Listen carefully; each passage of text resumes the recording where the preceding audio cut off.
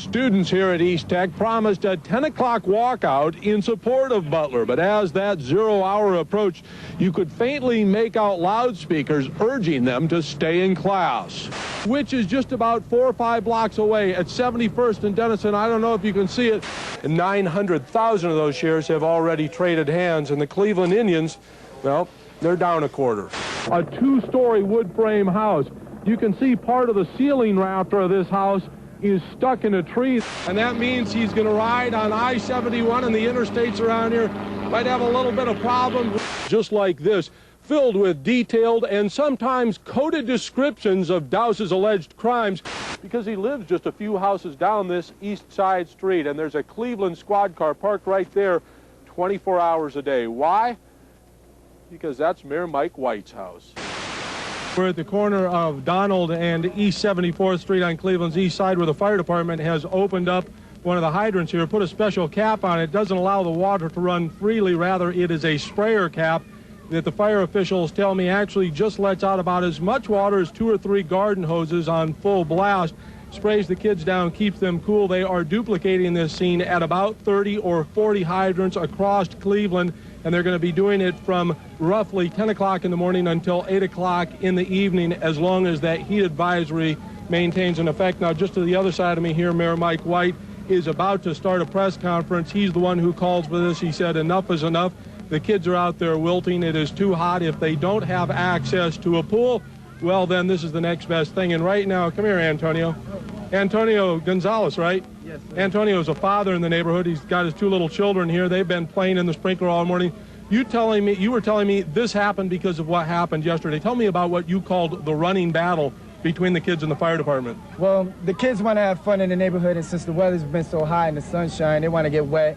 It relaxes them more. They keep cool. So back and forth, the fire department is shutting it off, they're shutting it on, shutting it off, shutting it on. Now, you're talking about what happened yesterday and we should be fair here, with hydrants that didn't have that sprinkler. The kids would come out and uncork a hydrant. Yeah, this idea here is, I give 2 thumbs up to the man, because at least they're controlling the flow and they're keeping everybody cool and relaxed, and the fire department don't have to waste their time. They can sit back and make sure they take care of their business when it's time to save a life. So, and that's a very important point, because these sprinkler caps don't lower the water pressure on the system. They can open up 30 or 40 of these hydrants around the city without any danger to residents. When the kids uncork those hydrants that don't have that kind of sprinkler cap, well, they put everybody at a big risk, especially if there's a fire. So this is the safe, sane way to do it. The mayor says it's going to continue as long as the heat advisory continues. Bill, Byron, back to you. From that point on, it was painfully obvious that striking teachers wouldn't stand quietly by as replacements started to arrive at Hudson High early this morning. Stopping just short of laying down in the road, I want to see you get hurt here tonight. The strikers took every chance to frustrate those coming onto the property. The anger might be misdirected periodically now, because it's very, very difficult for these teachers to put themselves literally on the line this morning to get a fair contract. The teachers walked out at midnight after contract talks with the district broke down. The union wants a 15% salary hike over the next 3 years, 5% more than the district is willing to pay. Anticipating a strike, the school board took out ads vowing that classes would continue. Do you have a conscience? But as the buses began to arrive, it became clear the strikers would do more than just try and stop replacements. Be out here. Excuse us, sir. Slowly, come on. Bus after bus had to inch its way forward, protected by a human chain of private security guards. Hudson police, for the most part, stood quietly by. We need to have these goons down here. All of this was not lost on the students, who seemed split on the issues that caused the strike. They deserve to be paid what they're worth. A lot of stuff that they really didn't need. We're not concerned about them or the administration.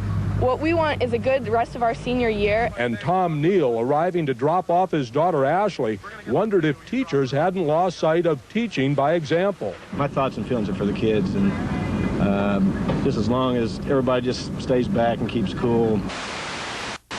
By mid-morning, the house on Elwell Avenue was crowded with family and friends worried about little Ariana Wilder.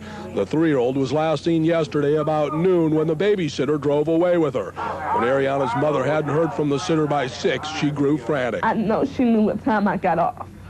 And if she was somewhere That was fine, just as long as she had called me and let me know where my baby was at. Cleveland police have given finding Ariana the highest priority, and they're searching for 35-year-old Aggie McLaughlin, who regularly babysits for the family since moving next door last year. This morning, McLaughlin's live-in boyfriend, Cornell Hudson, went from not talking, Cornell? No cameras, man. I'm not getting on front of no cameras about that. to shouting obscenities at us, to saying he also was concerned. Where is anybody else here, okay?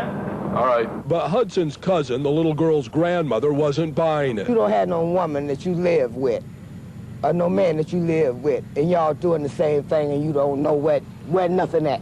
And that's all I have to do. And a few minutes later, police took Hudson to check out a spot on the south side where he thought his girlfriend might have gone. Other neighbors weren't waiting. Want to find this car. We can find the car. I feel like the woman will be somewhere around there. I want a baby back home with her. Fire, get out, fire, get out, get out. Left homeless by the early morning fire that gutted her apartment building, Tanya Smith says that was the alarm she screamed at neighbors after she awoke a little before 5 to a smoke-filled apartment. I wasn't thinking about where it was coming from. All I was thinking about is saving lives, getting everybody out of the building. Firefighters say it looks like the fire broke out in a downstairs laundry room and quickly spread to the rest of the building.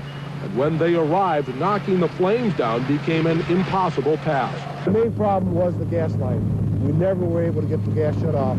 The fire department couldn't shut off the gas because they couldn't find the underground valve. Trying to locate exactly where that shutoff valve is. It's different in every location. Joe Toth, who lives in the building next door, talks about one amazing escape from the inferno. The lady, a black lady, dropped her daughter out the window to a lady that works here. And the lady that works here caught her, and then the mom jumped out the window too. Meanwhile, the building manager says all those left homeless by the flames will be taken care of. House them in other apartments, and then we're going to work the system in getting furniture and seeing that they're taken care of. And Isabella Campbell, who along with her daughter and 3 grandchildren took refuge in our news truck because she was newly homeless, said it could have been worse. Where are you going to live? I don't know right now. Easy. I mean, you got 3 small children. Right. But we're blessed. We're okay.